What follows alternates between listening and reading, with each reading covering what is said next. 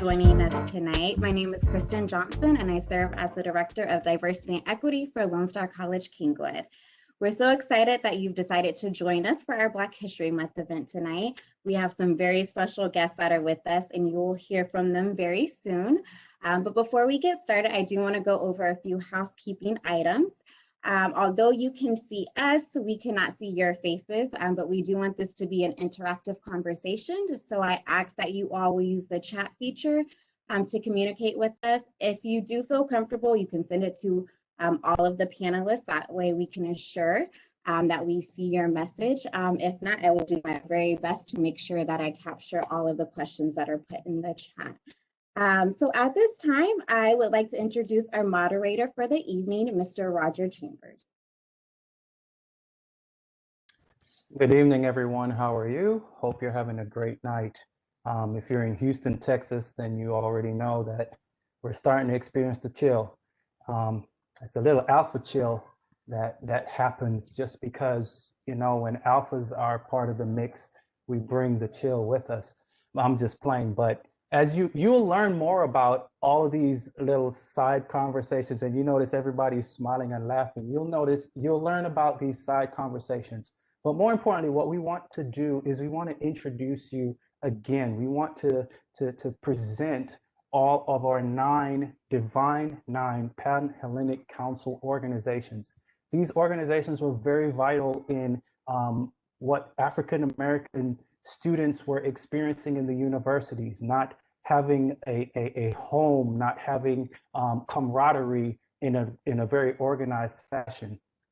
And so beginning with Alpha Phi Alpha, and then followed by Alpha Kappa Alpha, followed by Kappa Alpha Psi, followed by, and I might get the orders wrong, Kappa Alpha Psi, Omega Psi Phi, Delta Sigma Theta. Then we had Phi Beta Sigma, Zeta Phi Beta, Sigma Gamma Rho, and Iota Phi Theta. All of these organizations came together for the purpose of fraternity, for brotherhood, for sisterhood, for love. And we have also, even as separate entities, come together for greater good of African Americans, not only, well, African Americans and African diaspora all over the world. So I'm going to do a lot of talking, but the lot of talking that I'm going to do is to propel the conversation so that these esteemed guests, these panelists that we have, can share even more about all of these organizations than I could ever do by myself. And so what I want to do at this point is I want to start the ball rolling with the first name that I see in my participants list, and that is Dr. Archie Blanson, president of Lone Star College, North Harris.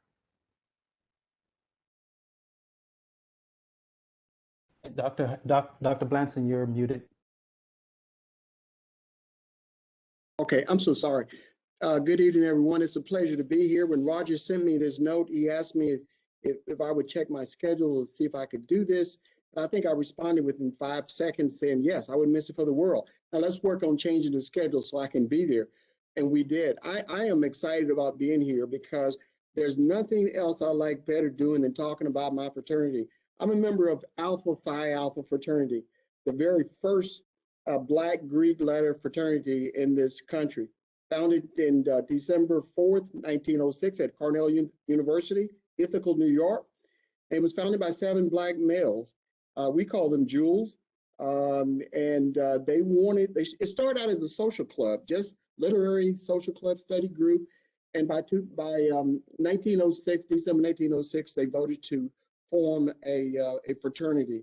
And that's how Alpha Phi Alpha got started. I was initiated in Beta Sigma chapter. We have chapters across the country, but I was initiated in Beta Sigma chapter April 2nd, 1977, Baton Rouge, Louisiana at Southern University. Our aims for the fraternity is manly deeds, scholarship, love for all mankind. Our motto is, first of all, servants of all, we shall transcend all.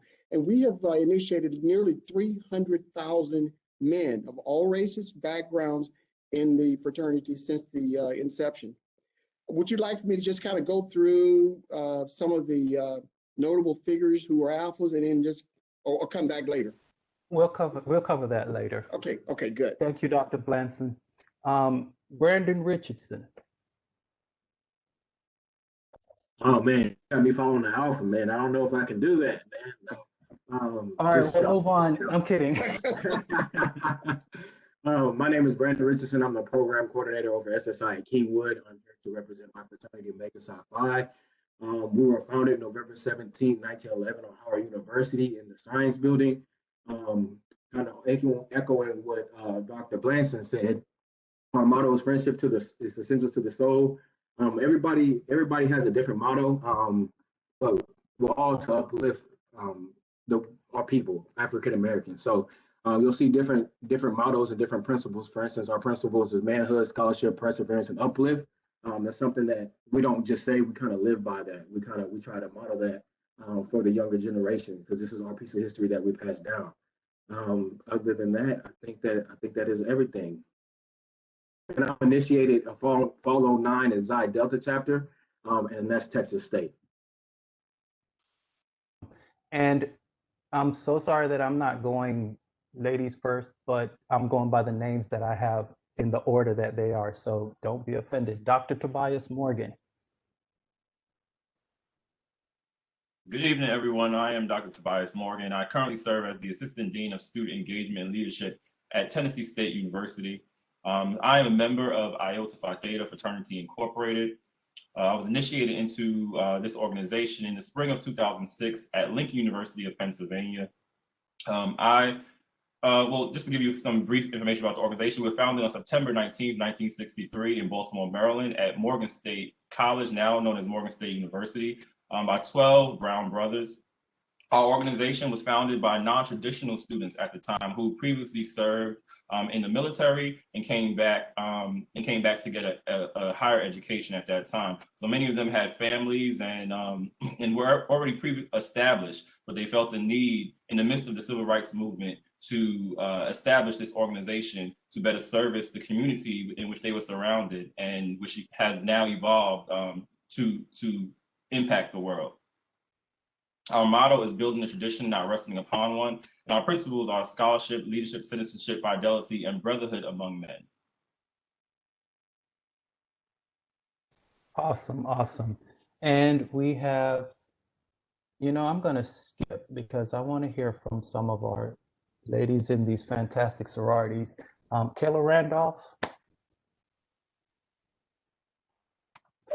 Hello, everyone. I'm Dr. Kayla Randolph, and I am a member of Zeta Phi Beta Sorority Incorporated. I joined Zeta in spring of 2008 at Lambda Omicron chapter at Texas Tech University. I was a freshman and super excited to join and have enjoyed my experience ever since.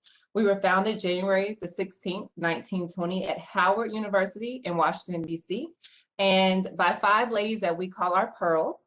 We were founded on scholarship, service, sisterhood, and finer womanhood, and I'm excited to tell you more and get to know you all throughout this panel discussion. Awesome. Michelle Wilson, if you're a doctor and I didn't say that, please forgive me.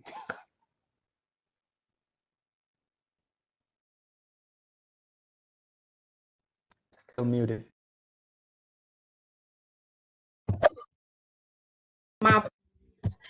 Hello, everyone. My name is Michelle Neely Wilson. I am not a doctor, but thank you for acknowledging that. I am a proud member of Delta Sigma Theta Sorority Incorporated. We were founded in 1913 at the Howard University in Washington, D.C. And I am definitely looking forward to sharing about our organization, which is primarily built on service, scholarship, and sisterhood. Awesome, awesome. Mr. Lachapelle. Good evening, everyone. My name is Joseph Lachapelle. I am a spring 2000 initiate at the Zeta Zeta chapter at the University of Houston Central Campus of Phi Beta Sigma Fraternity Incorporated. We were founded January 9th, 1914 being one of the 5 Pan-Hellenic organizations to be founded on the campus of the Mecca Howard University. And we were founded with our motto, culture for service, service for humanity, and built on the principles of scholarship, brotherhood, and service. Thank you. Awesome. So as you see, we're really educated people. So we have a lot of doctors here. We have, I mean, it's a college organization, and so you realize that we value education, and all of us do. Shannon Blunt. Good evening, everybody. My name is Shannon Blunt. I am a proud member of Sigma Gamma Rho Sorority Incorporated. We were founded November 12, 1922 on the campus of Butler University by 7 educators. I attended Prairie View A&M. I am I was inducted in fall 1987, so it's been a while. I look forward to connecting with each of you, and I'm also excited to partner with my D9 brothers and sisters. Oh, and one more thing is that we all have hand signs. So if y'all want to throw your signs up real quick so everybody knows who you're repping, there you go. All right. Cameron. Yo, yo, yo, how y'all doing? How's everybody? Good evening. I am Cameron Whitfield. I am program coordinator, student life here at Lone Star College-Kingwood, and I'm a proud member of Spring Chapter Kappa Alpha Psi Fraternity Incorporated. We were founded on January 5th, 1911, on the campus of Indiana University in Bloomington, Indiana, by 10 noble men, and we stand on the principles of brother, scholarship, and service, and we also believe in achievement in every field of human endeavor. Nice to meet y'all. I can't wait to start the conversation. Awesome, awesome, awesome. So this is almost everybody, but I wanted to set this up where I can have Miss LaDonna Harris take us somewhere, you know. We all have to pay respect at this particular point in time, regardless of your political affiliations and how you feel about the nature of politics and where politics have gone. We can still find bright spots in what is happening in the world. And right now, one of the most impressive things that has happened is that, well, I have a whole lot of connections to this because we have our first lady vice president. I'm not a lady, so that's not the connection. We have our first vice president of Jamaican descent. That's where I'm connected because I am Jamaican as well. And we have our first member of a D9, Divine 9 organization that serves in senior leadership of the United States of America. And so I'm going to give this time to Miss LaDonna Harris to talk about her organization and then segue into the first big meaty conversation that we're going to have about AKAs, the role that AKAs, the organization, played in the electing of our president, of our vice president, Ms. Kamala Harris, and also to give a chance to see, to talk about how even all the organizations pull together our energies to have her become our vice president. Ms. LaDonna, it's yours. Good evening. Thank you for inviting me here today. I am LaDonna Harris. I am a 36-year member of Alpha Kappa Alpha Sorority Incorporated. It is an international service organization that was founded on the campus of Howard University in Washington, D.C. in 1908. It is the oldest Greek letter organization established by African-American college-educated women. Alpha Kappa Alpha is comprised of nearly 300,000 members in approximately 1,018 graduate and undergraduate chapters in the United States and other countries. It is often held as America's premier Greek letter organization for African American women. It was founded on January 15, 1908, and it was incorporated January 29, 1913. Our motto is by culture and by merit. Our symbol is the ivy leaf. Our flower is the pink tea rose, and our colors are salmon pink and apple green.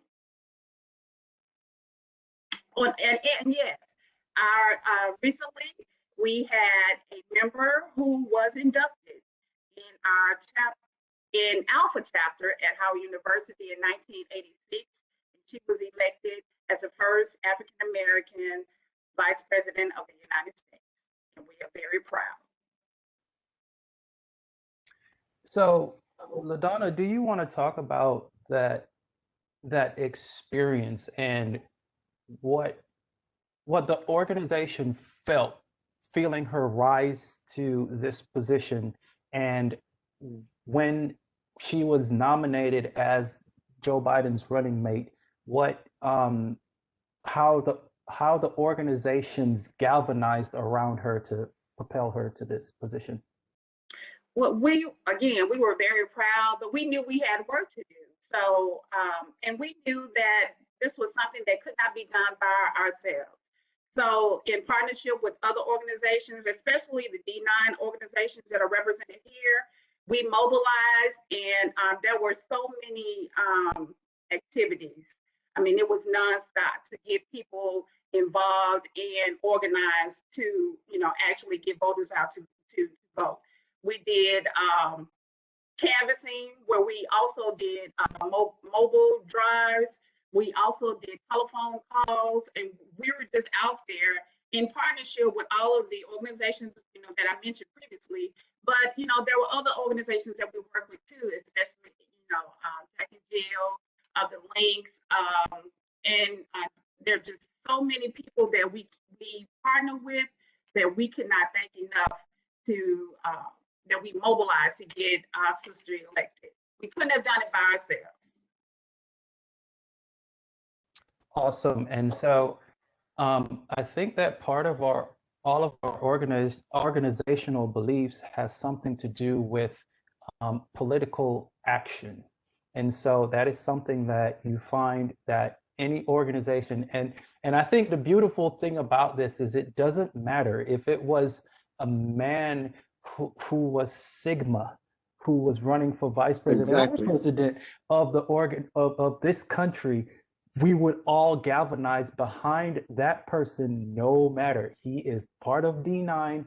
We believe that this person can do some political good for our country. And so that's something that I want everybody to understand that when you think about our organizations, we're pretty much siblings, right? We fight in house all the time. And so you know that me and Cameron are going to jaw jack each other all the time.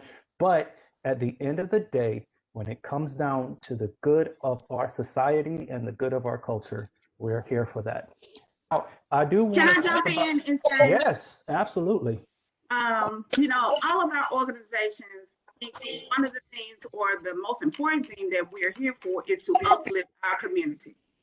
And so I feel that, in order to do that, we knew that we had to have someone who would focus on what our community needed.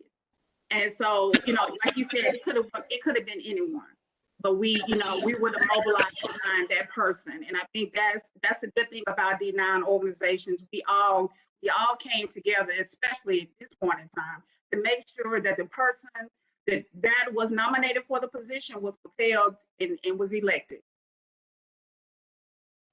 And also, let me say this, I need to qualify a statement.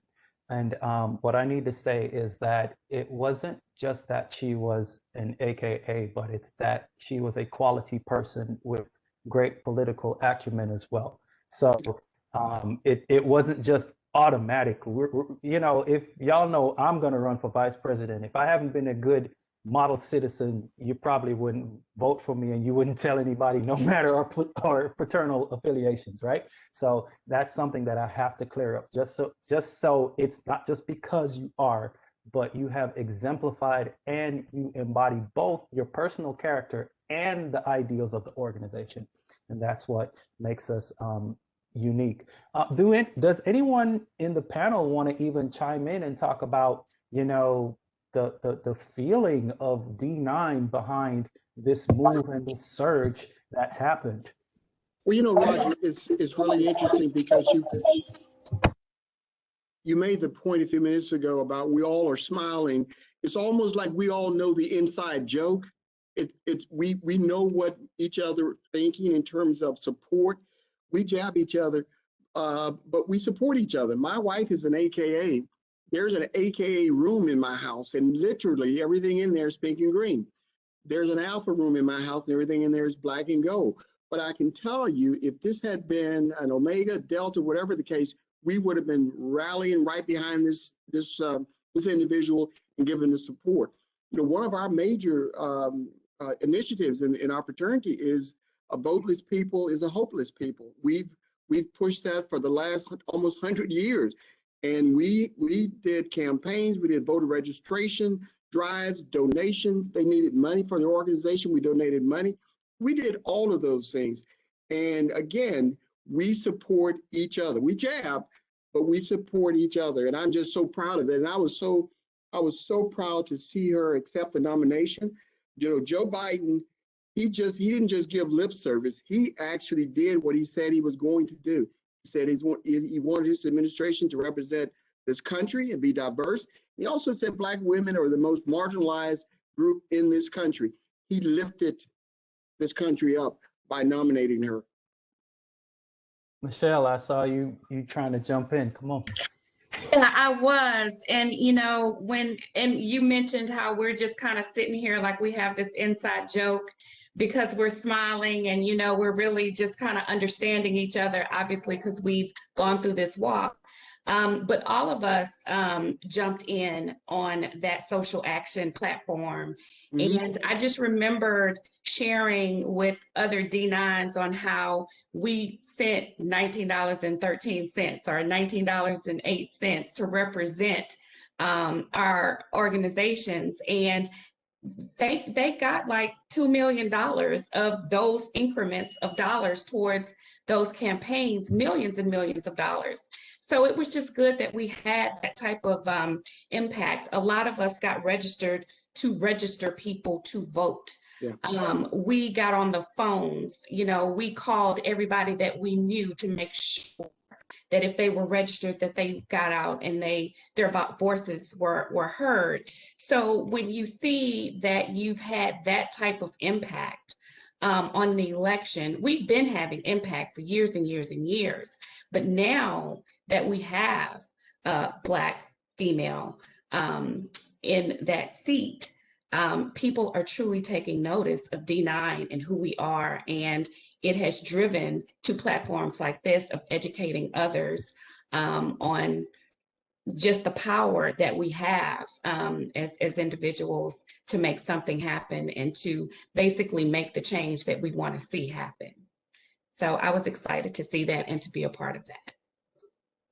Awesome. And awesome. Really quickly, Roger, to add to that, to what Michelle was mentioning about how we come together in different ways, we was able to use what we use for camaraderie purposes, such as strolling and strutting in a way to where we were able to stroll and strut to the polls, and it became a movement like none other, where others were able to make T-shirts and chucks and pearls and all of these things that we really use to camaraderise ourselves, to be able to come together as one, to be able to make this movement really happen. So that was a big thing for me, to be able to see how we all come together to put what we do for fun into action for social action. So yes, I appreciate that.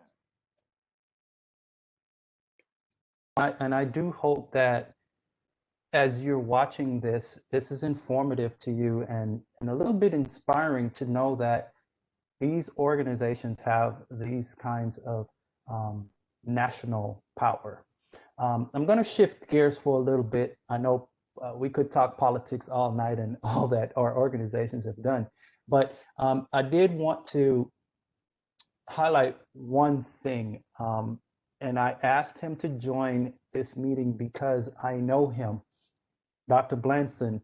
Dr. Blanson is the founding member, or one of the founding members of the chapter that I'm actually a part of and initiated in the Xi Kappa Lambda chapter in Missouri City. And one thing that I wanted to talk about, okay, we talked about national, but what's this local, what is it like, Dr. Blanson, to found a chapter and to yeah.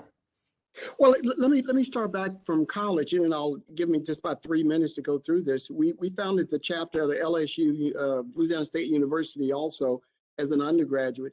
But when we graduated college, we came to Texas, and we visited the graduate chapter. Well, at that point, if you're 23 years old and you walk into a graduate chapter with everybody 50 and above, you knew what you had to do. Sit in the back and relegated to speaking when you were told you could speak.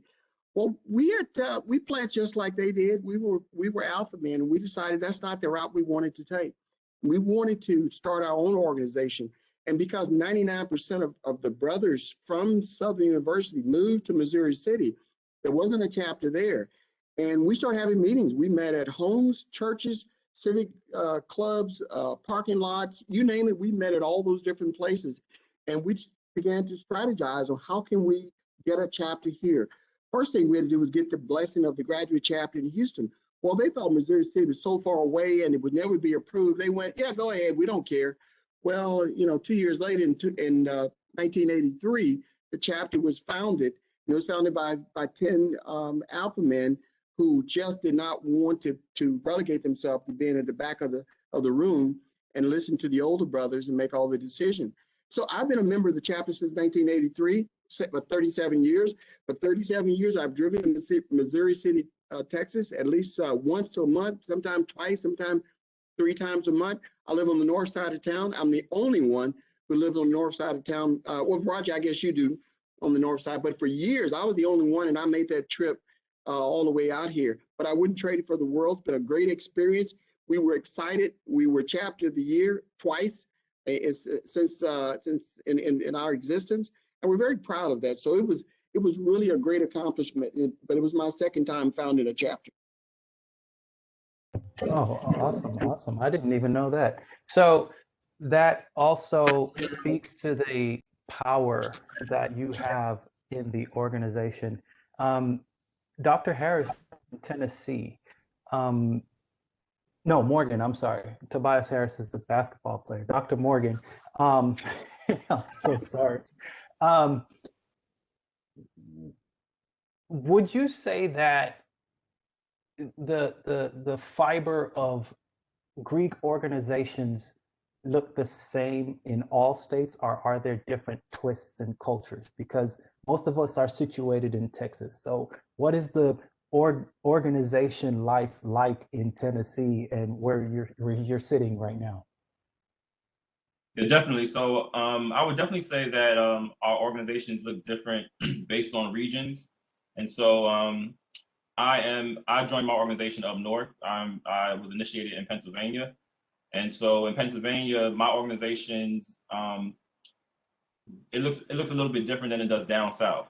And so we all have different areas and territories that we may be larger in, or we have areas where things kind of operate and run a little differently. And I believe more so on the fraternity side than on the sorority side. And so I work in fraternity and sorority life for several years. And so the fraternity side, you'll see many variances amongst organizations based on regions. When you look on the sororities aspect of it, you'll notice within the MPHC that the sororities pretty much have a tight knit on all of their different scopes and regions. And so they kind of look and mirror each other. Whereas on the fraternity side, you'll see the differences and can say, oh, this is a brother from the Midwest or someone from up north and things of that nature.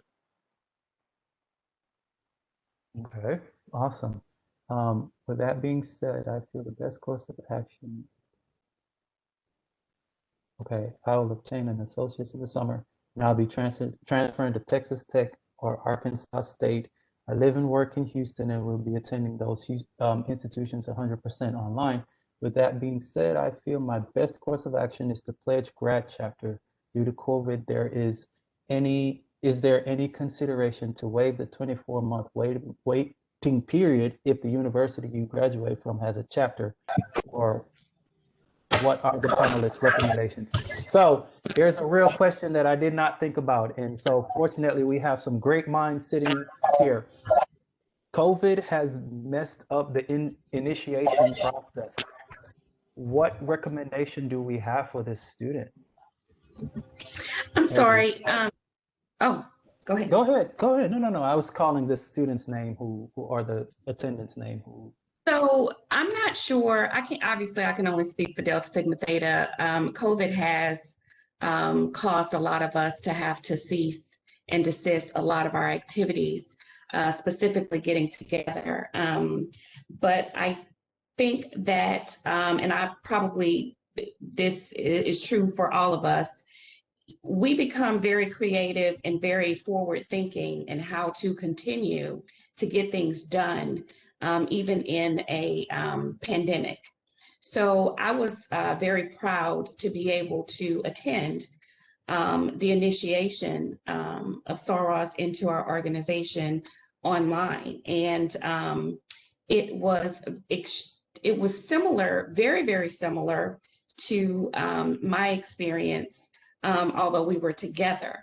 But the technology advancement that I have seen these organizations do, specifically Delta Sigma Theta, it's mind-boggling that they were able to even pull that off. And it was a smooth transition. Everyone did what they were supposed to do. So don't be deterred about the fact that we're in a pandemic. When the opportunity presents itself, just go for it. Absolutely. Anyone else want to chime in? Hey, this is LaDonna. I'm not sure if that is specifically for a sorority or fraternity. For Alpha Kappa Alpha, we do not have a 24-month waiting period. So I'm not sure if that's related to any specific organization. So, and again, I piggyback on what was said earlier, that if the opportunity presents itself, sometimes people will say, well, I want to do it next time. And sometimes next time doesn't come. Anything could happen. So I would encourage you, if you have the appropriate GPA semester and cumulative GPA, and you're interested in the organization, I feel that you should just move forward with that. Then to add on, I know a lot of us have the stigma of you can't ask questions to the members. So you can actually reach out to the grad chapter and ask questions. They're not going to make you feel one type of way. We encourage that. And like she said, I just want to piggyback. If you get your chance, take it. You see how we're all laughing and smiling. This is a lifetime commitment. It's a lifetime of fun and joy. And I know I only got one shot. And that could have easily blew over my head. So I'm glad that I took that one shot. So I definitely encourage you to reach out, get the email, connect. It's all about networking. So reach out to the organization and they'll get back to you. And I would like to also want to say one last thing. Sorry. But while you're also, reaching out and doing that networking piece, do your research until that opportunity comes, because I wouldn't want you to just get any opportunity in any organization and just join. So still, while you're waiting and you're going through do your research as well before pursuing any opportunity.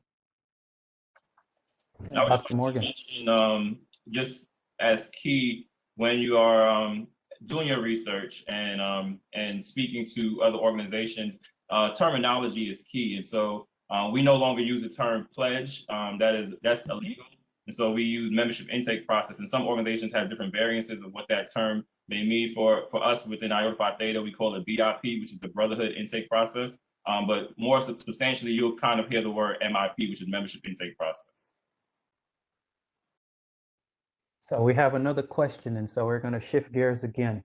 Can any of you speak as to whether Divine Nine members in Georgia helped carry that state in the recent close elections? And did any of the HBCUs play an essential role? Now, before you answer, I just want to say that our organizations exist on both HBCU campuses and PWIs, which are the predominantly white campuses. So if it's a university, there's a chance that our organization is going to be there. So anyone, I know Stacy Abrams and the mayor of Atlanta, I forgot her name, but if any one of you want to speak to the impact that the D9 in Georgia and the HBCUs there had to the election. That would be Sarah Keisha Lance Bottoms. There you go. I knew somebody knew it. So Stacy Abrams, some of you may know, was a Democratic nominee in the 2018 Georgia gubernatorial election, and she did not win that race. And she did not win that race because of voter suppression. And that became her platform for precisely developing a plan to make sure that everyone, it didn't matter your color, but specifically Black and Brown communities were registered to vote, had the ability to make it to the polls. And I mean, she organized that like brain surgery. Yes, she did. It was definitely a calling card for all of us, I think, to just really look at our power. When someone tells you no, denied at that moment does not necessarily, delayed does not mean denied. So we all need to definitely look at her as the poster child for organizing that effort. I'm certain that every organization did everything that they could to help join the forces there in Georgia to flip that state blue. And it was definitely a true message to those who are not about equality amongst all people. And I think that that was also the larger message as well. So yes, I can speak to us actually having an impact in that situation.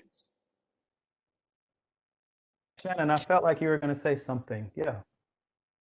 You're reading my mind. If I could just add to that and piggyback on what Michelle stated, I think it's important for all of us to understand and realize that based on what we experienced with this past election, we all realized that this was a pivotal time for all of us, right? It was not just for the D9, but I think that what we did as a D9 is we all rallied together and band to get out in the community and let everyone know how critical and how important it was to get out and vote. It wasn't just a matter of partnerships with your sorors or with your fraternity brothers, but we were also encouraging our family members to do the same. And then if I might be quite frank, I think that a lot of things that we've seen and observed in this past election probably motivated many of us to say, I'm getting behind her because I like what she stands for. I want to see her move forward, and I want to be a part of that movement. So I feel like that had a huge presence, not just in the state of Georgia. Of course, I know we all kind of rallied around that, but just overall because we wanted to see a better outcome. That is true. And I'll go ahead and just say at this point that now that we have found our power, we and our voice in society, we have to do everything that we can to maintain it and even make it louder, because I just saw a news article headline that just said, working to make it harder to vote. And so part of the registration to vote is also the education of what you need to vote. These state legislatures are going to throw more tools, IDs, whatever it is that they want to throw out. We have to educate our electorates and people who we have influence over to know these pitfalls and be ready, because at the next election, it's going to be charged again. And we can't, there is no election that isn't charged some way or another, right? Every election is the most important election ever. Why? Because we never know the future. And so what we want to do is to be proper. We want to feel comfortable with the course that our country is going in with someone who has our vision. So the importance and our influence in society is very strong. And with that, what I want to do is kind of have a little fun and a little bragging session per se, and give each of you in about, you know, a few minutes, not too long, the opportunity to talk about pivotal people in your organizations, past and present, who have had the ability to impact our society in certain areas. We've been talking a lot about political stuff, and I think we have worked the political topic really well. Like, everybody understands how proud each of us are of what's been going on in our country, especially since November until this point. So socially, It might be entertainment. It might be influencers, civil rights. You know, you can even educate me. I'll be, you know, I tell my students all the time as an instructor that, hey, you might think I'm the teacher, but when you submit the assignment to me, act like I don't know. Don't assume my knowledge, right? Treat me like I need to learn. So, you know, let's start with Joseph. Who are the sigmas that have been so impactful, past and present, in the life of the United States of America? People can look and say, "Oh, that guy." Who? My goodness. That is and I'm sure everybody else has their own. They have bragging lists, which are wonderful and very impressive.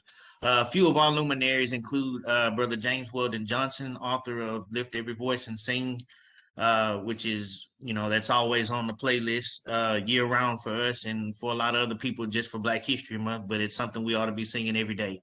Also, Dr. George Washington Carver was a card-carrying member at the Tuskegee graduate chapter. Brother Huey P. Newton, Dr. Huey P. Newton, excuse me, co-founder of the Black Panthers.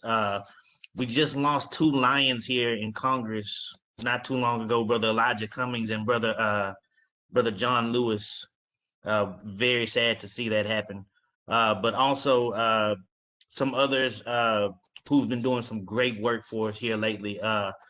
Brother Wayne Brady just recently agreed to be the spokesperson for our youth mentorship and youth auxiliary club, the Sigma Beta Club. Brother Harry Belafonte is a philanthropist and activist, and he's done great work for us on our behalf and for society as a whole. And the list goes on and on. Yeah. And Dr. Randolph. Some Zetas who have just changed the world. Of course. So one that I will mention that everyone I think kind of knows of, and I'm going to assume that, even though you said not to, Cheryl Underwood, of course, really and truly got out there and let everyone know about our organization and every platform that she used. So that's always an interesting conversation, just to kind of mention her name. We also have Sarah Vaughan, who was a jazz singer, 4 or 5-time Grammy Award winner. I know the list can go on and on, but we definitely have someone that touches everything. Missy Bass was another person that you hear a lot about from the WNBA. So definitely that list is very intensive, but those are some of the faces and the names that we hear a lot. And Shannon, Sigma Gamma Rho. One of the names that comes to mind that I'm sure some may be familiar with is Robin Kelly. She's a congresswoman that's in the city of Chicago. Of course, Kelly Price is also a member of Sigma Gamma Rho. MC Light, sure everybody's familiar with her, right? I am the light. And as everybody else mentioned, that's just a couple of plugs that I'd like to include. Dr. Morgan. Just to name a few, we have Brother Bobby Rush, who's a civil rights activist and Illinois congressman. We have Ashley Bell, who's an entrepreneur and policy advisor for the White House.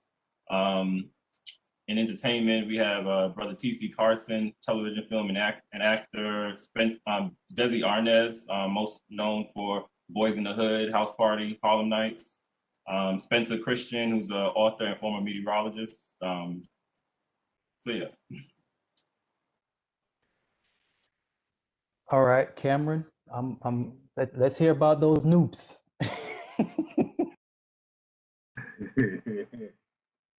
All right, we have a few. We have a lot of males of influence, brothers of influence, but I'll give a few. We have Brother John Singleton. We have Colin Kaepernick. You know, we respect him a lot for being able to take the knee and believing in what he stands for. Also, commentators, political commentators like Brother Tavis Smiley. Also, Brother Mark Lamont Hill is also a brother. For entertainers, we have one of the funniest men in the world, one of the kings of comedy, Brother Cedric the Entertainer, and lastly, Senator Ian Conyers. So we have more than that, but just to name a few, I won't outshine your light. you know what I'm saying? Or melt your ice. No, So, do your thing. The whole thing is, if you keep going, we can keep finding people for you, brother. All right, man. Awesome. I know that I need to talk to my friend Michelle and give us some of those. I do. So I think we all know that Sarah Marsha Fudge was just appointed as the HUD Secretary on Biden's cabinet. Susan L. Taylor was editor-in-chief for Essence Magazine. If we really want to go back far, we can talk about Shirley Chisholm, who was the first Black member of the U.S. Congress. We just recently lost Sarah Cicely Tyson, Aretha Franklin.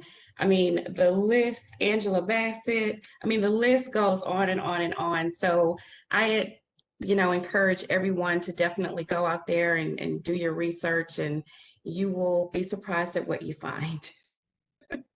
And these people, Ruby Dee, I mean, these people have been on the front lines forever and ever and ever. I just want y'all to know that I miss Brandon, man. Since we can't be on campus, I haven't been able to mess with this guy. So these guys just know I just give it to them all the time. They hear about me too much. Brandon, I guess we can hear about your amazing Omegas. Thank you for giving my input, and I miss you as well, man. I definitely miss the brotherhood.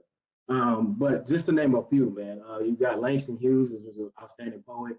You got Charles Drew. You have Carter G. Wilson, which started the Negro Week, which turned into the Black History Month.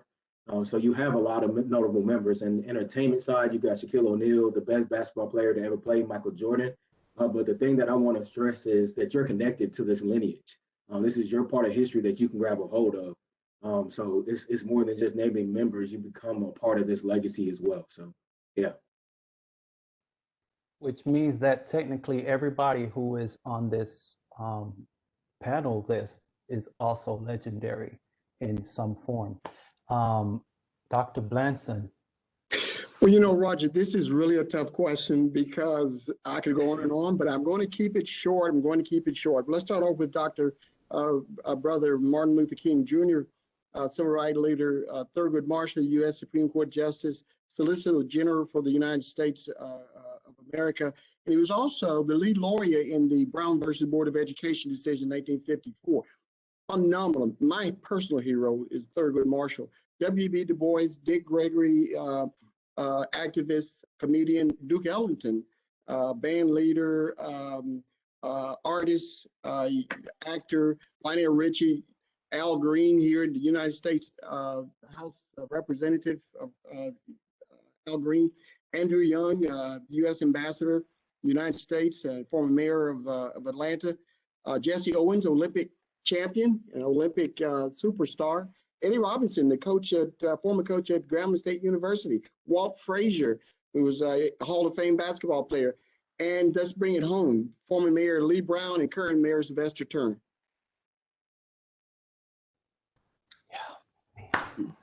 Top that, Brandon. I'm kidding. I'm kidding. You guys weren't playing about this. I was trying to be modest about it, and you guys are going all the way in. We could have kept going. I was trying to give everybody else time. I'm trying to be Hey, bring it. We're ready. Let these people know how great an organization this is and how impactful we can be to society. Yeah, go ahead. If you have more, share them. We have time, a little bit. So who wants to go the round 2 of the list? Go ahead. Can I go? Yes. We haven't been represented yet. Okay, so we in the White House. Okay. I yield my time. I'm kidding. Bring it in for us. I'm kidding. Go ahead. Okay, so some of our notable members include Rosa Parks, Coretta Scott King, Congresswoman Sheila Jackson Lee, and you know about Kamala Harris, gospel artist Yolanda Adams, film director Ava Duvernay, entertainers Felicia Rashad, Alicia Keys, Jada Pinkett Smith, actress Loretta Devine, Tika Sumter, comedian Wanda Sykes, poet Sonia Sanchez, author Toni Morrison, and attorney Star Jones. That's the name of you. We're everywhere. And I think the great things, though, that we are finding is that we're seeing a lot of our, in a lot of instances where you find college and university presidents, leaders of these institutions of higher learning, principals, superintendents, they have some kind of a divine nine connection with them as well. I don't know if there are any questions that have been in the chat that I've missed. Do any students, I can give you a good 5 minutes while we sit and just listen to the silence for you to type your questions if you want us to address Roger, anything let me ask a question and answer the question also. So if I was a student, my question would be, well, what's the benefits of me joining this organization, personal benefits? And I'm going to share a like 1 minute story. When I was in college, the second year, I started my second year in college, the university asked all of the people except me who came to school with me to go home for the semester because they didn't do what they were supposed to do. And I'm talking about my group from my little hometown. It was only 8 of us. So I came back by myself, and I knew if I didn't connect myself with something, I was going to be at risk of not succeeding in college. So I joined a fraternity. I did my research. I joined. That kept me connected. It kept me grounded. It kept me busy. It kept me active.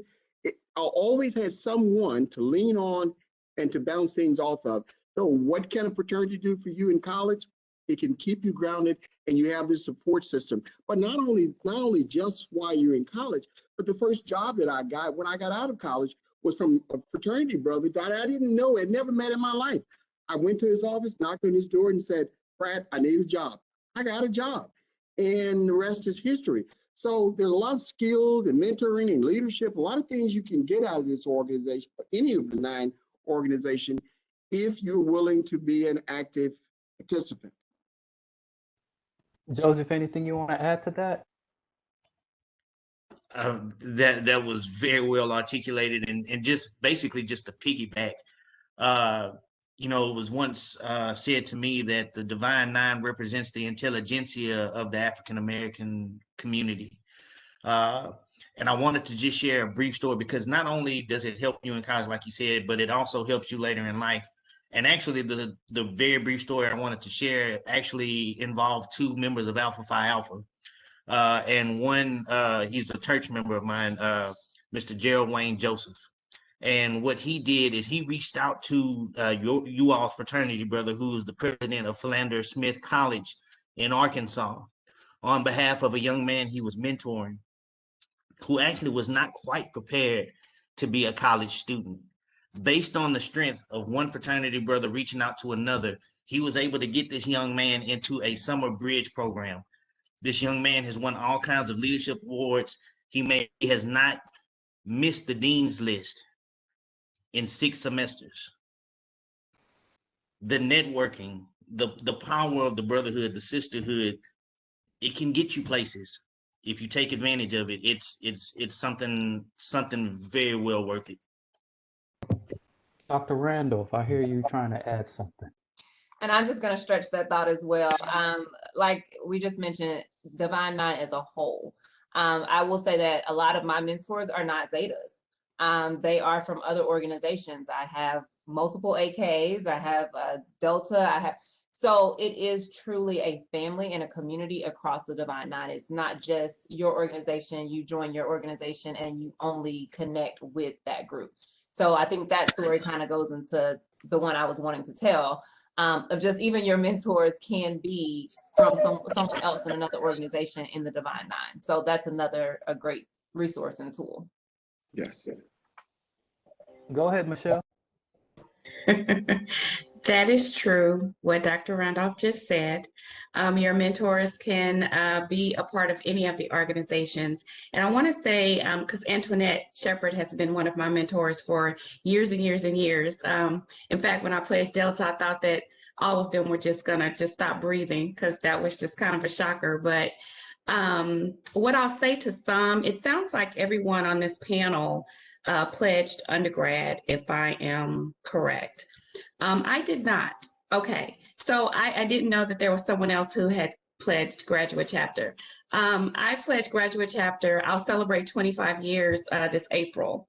I graduated from Prairie View A&M University, but even though I knew that I loved the work that Delta does in the community, and Dr. Blanson mentioned how he would drive to Missouri City every year. I started with Suburban Houston Fort Bend Alumni Chapter, living on the north side. So I know exactly what you're talking about. So I had the privilege of being able to charter East Harris Chambers Liberty County Alumni Chapter of Delta Sigma Theta here on the northeast side of town. So, you know, the work never stops. So even if you are an undergrad, I encourage you to make that transition immediately into your alumni chapters. And most of us have collegiate outreach. So just understand that, you know, there's opportunities at each level, but as said before, when the opportunity presents itself, be ready.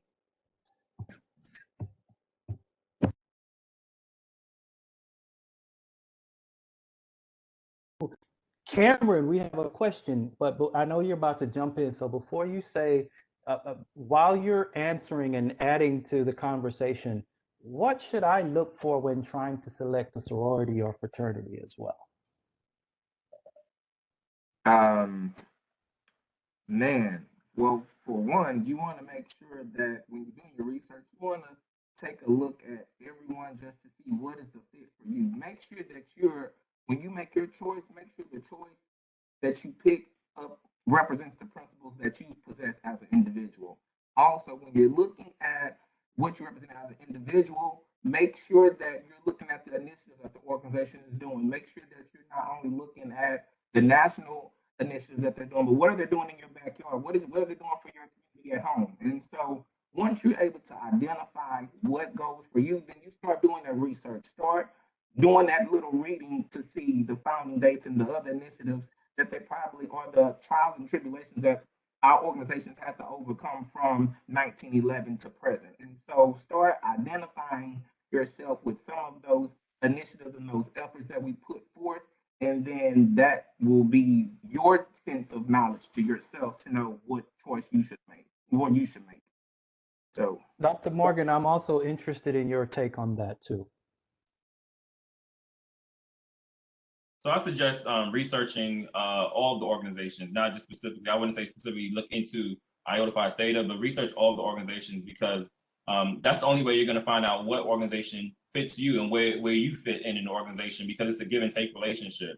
And so for me personally, my father is a member of Alpha Phi Alpha. And so when I went to undergrad, I'm the youngest of four children. And so when I went to undergrad at Lincoln University, my father actually walked me to each of the plots on campus and explained each one to me before I even went to an informational. And so all I knew prior to attending HBCU was Alpha because of my father. And so that was my first onset into it. And he told me to research it because it is a lifelong decision. And so he didn't want me to make my decision because based off of him. And so I say that to everyone who's watching on tonight: research the organization, ask questions. Don't be afraid to talk to the members of the organization on your campus, or when you transition to your universities. Speak to them and reach out to even the members who are on the panel tonight. If you are able to get their contact information, reach out to them. Awesome. So I know that Michelle just talked about the graduate chapter experience. Shannon, did you pledged on campus, didn't you? Or were you grad? I did. Okay. I did. I was undergrad. Talk to us about what you find, and I'm assuming that you're active in the alumni chapter as well.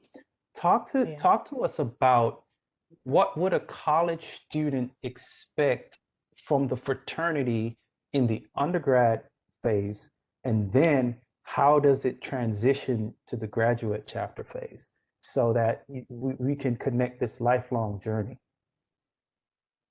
Wow, that was a huge change. I think that, and mind you, and I mentioned it was fall '87, so speaking to this generation, it may be a lot different. On the campus of Prairie View A&M, there were so many things to get involved in, right? So many other organizations that were around, but I will say that we kind of collectively came together as a whole. I know that when I was an undergrad, I enjoyed the connection, the sisterhood. At that time, back then, we did some community service, but I can't say that I was just thoroughly involved in it while I knew about it, because I was kind of like into the partying and strolling, and I'll be very honest about that. But now, being in the graduate chapter and chartering a chapter here in Houston on the north side, kind of similar to what Mr. Blanson had mentioned in reference to living in North Houston and being a member of a chapter in Southwest Houston. As I got older, my perspective became different. The more I got involved in participating in something outside of just what I experienced on the collegiate level, participating in regional programs and conferences, and then on a national level, and being exposed to so much more, and then wanting to give back and contribute. It's one thing to have fun and party and stroll, but then when you look at the true definition of what service and scholarship and education and all those things mean, when you get involved at a graduate level, your perspective changes. The dollar amount changes too. So you kind of look at it as, okay, if I'm going to spend my money, then I want to be a contributing factor to the organization.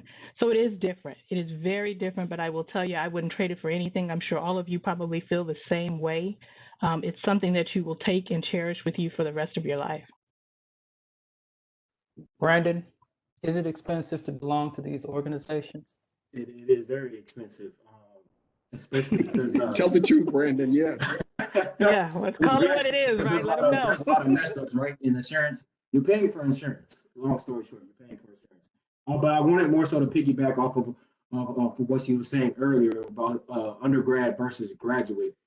At 19, 20, 21 years old, all you see is the fun, right? You see the like-minded people, but you don't see during that process that you become campus leaders, that you're putting on programs, that you're putting on weeks, that you're becoming more involved. So it's teaching you along the way. And then as you grow, as you get older, you realize that in the grad chapters, it's more service oriented. Yeah, you still party. There's still that aspect, but it's really about reaching the community. So I think at a younger age, you're attracted to the strolling, the parties, who throws the best parties, and also the members. But as you get older, yeah, there you go, you know. But as you get older, it's much more than that. And let me just add, it's going to cost you, for the students who are listening, it's going to cost you several $1,000s to place one of these organizations, whether it's undergraduate or graduate. But the benefit, it's what we get out of it. That Absolutely. So you look at it as an investment. Yep. And so we have spent a good amount of time. I think that this was a healthy conversation. I don't see feedback from many other people. So if y'all don't see me in the tabloid front paper as who is this guy who ran this session today, then I think we did all right, and we helped some people learn a little bit more about our organizations. So to tie everything up, our Divine Nine organizations were support systems for us in order to have that social connection with people who were like-minded. College was a weird place for African Americans in the early 1900s. And so to have people who saw the same vision as you, to get together, to be with each other, and to have camaraderie through the tough times that colleges were, was awesome. And those bonds that we have created have stood the test of time. We are talking about 125 years, or no, 115 years, I'm sorry, I can't add and multiply. From then on is what we're looking at. And even in the civil rights, we still found a reason to connect with each other. Human connection is one of the strongest things. This is one of Maslow's hierarchy of needs. And so we all need friendship, and one that is built around service, purpose, scholarship, and improving the quality of life for not only ourselves, but people in our community is why we all are so proud to wear the letters that we wear. It's why we're so proud to pay the thousands of dollars that we pay, because this organization is everything to us. So as you graduate, as you pursue your education, remember that's the number one thing when you're in university. When you're in college, the number one thing is your education. And do not ever put an organization above your priority to get the degree, because that's what's most accountable. But along the way, as you round yourself out into an adult, free thinking, able to compartmentalize parts of your life, these organizations can really fill a nice niche in your life and provide you with lifelong friendships, brotherhoods, sisterhoods that you'll never forget, friends who you'll call when you're going through your low times, friends who you'll celebrate with as you go through your high times. You cannot beat the value that a fraternity or a sorority will provide in your life. So we express the colors of the organization, Sister Shepherd.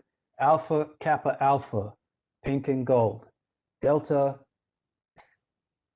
Sigma, Theta. Wait, what? Wait.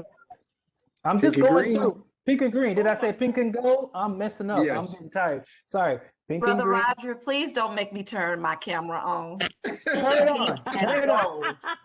Oh my God. I'm sorry. I was trying to be all profound and the question just messed me up. So, okay. All right. Y'all go through y'all colors one more time for everybody so that they will hear it, so that I don't say it and mess it up. Black and old gold. Salmon pink and apple green. Crimson and cream. Brown, purple, and gold. Royal blue and antique gold. Charcoal brown and gilded gold. And now we're at the Zetas and the Sigmas. Royal blue and pure white. Exactly the same. So that's why I chose to let them do it, because we have qualifiers to the colors. So before I say blue and white and red and cream and all that stuff, I didn't want to get in trouble. So we are all proud, but we are all happy to be members of our organization. And with that, Kristen, I want to thank you for allowing me to moderate this meeting. For all of our panelists, I'm so grateful for your time that you've given. I know everybody is busy.